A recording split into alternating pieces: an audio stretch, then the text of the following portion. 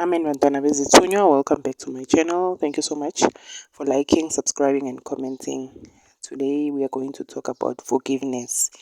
I-forgiveness yazi into abanye abantu abangazi ukuthi ibaluleke kanjani ukuthi uxolele omunye umuntu, because especially uma umntwana onobizo uyayenza ukuthi impilo yakho ime, because yena leso sikhathi impilo yakhe iyachubeka, wena ngoba manje unamagqubu enhliziyweni yakho ivele i-delay progress yejeni yakho.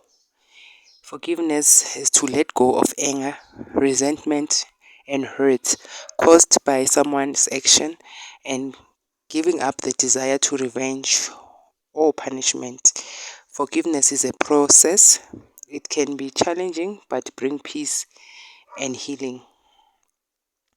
Unforgiveness can block our spiritual journey. Like I said, uthola ukuthi uyamangala uyenza yonke into omele ukuthi uyenze, uyaya emanzini mangabe umntana wasemanzini, or mangabe ukuthi kumele uyohlambulula uyahlambulula, uyenzani, but izinto zakho aziphambili, ublockekile wena, umsebenzi awutholi, akunamshado, akunaniksi empilweni yakho, kanti khona nje lento esenhlizweni yakho. So kumele uhlale phansi nje wenze introspection ukuthi kwenzakalani, why kunje.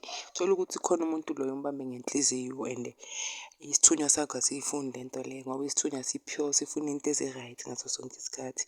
So asiyinaki lento leyo. Ikhosa ama-blockages, i-unforgiveness. So and it can create a barrier between us and God, nama ancestors wethu, and then it hinders prayers and connection. Our prayers, ukuthi unama-prayer request then awuphendula wena, mara it's because wena khona loyo ombambe ngenhliziyo. Because umuntu uma umbambe ngenhliziyo uthola ukuthi umcabangela okubi, umfisela okubi, uyamnyanya wena unjani, yazi ucabanga izinto ezisi-snacks nje enhlizweni yakho. And uthole ukuthi in most cases akekho nokuba lapho, yena uthola ukuthi omunye akazi nanokwazi. And then holding onto grudges and resentment can lead to anxiety, depression and emotional pain. Uwe uzigulisayo uthola ukuthi sunama-chronic headaches wena, because manje uma ucabanga lo muntu lo kukhuphuka ama-blood pressure kuwe. So ayikho sharp, ingathini, i-imprison-a wena i-unforgiveness. It can prevent us from learning valuable lessons and moving forward. And then unforgiveness can damage relationship, and then physical harm, various health issues like high blood and what. So nama-depression wena, ngoba manje wena uloku unakile ukuthi hey mina umama akangithandi, washo waqima, uyangizonda manje mina nami ngiyamzonda, what. Hey, let go.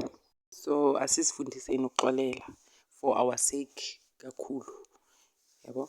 Yebo, vele kumele ukuthi sixolele abanye abantu nabo babe-right, ngababambe ngenhliziyo sibakhese senzeni, but nathi for our sake, our health matters and yonke into le engiyibalile la, because sibalulekile at the end of the day. Uma ungazinaki akekho omunye umuntu ozokunaka.